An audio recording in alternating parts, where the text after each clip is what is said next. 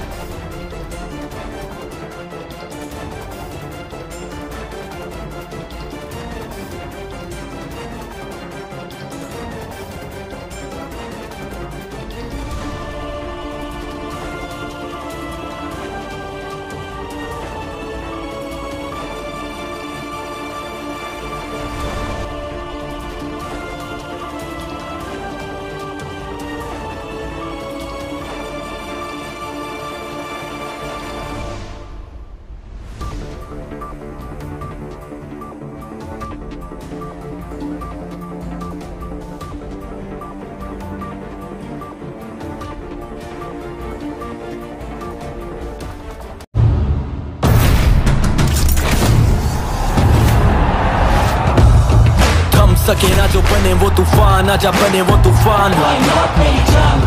आजा चले ऐसा सफर के ते मंजिल भी सलाम। ख्वाब देखे जो वो पूरे करने को गई नींद की हराम। सारा खून पसीना और ये जान जनून के नाम। Batsman is gone and that typical celebration. Why not मेरी जान?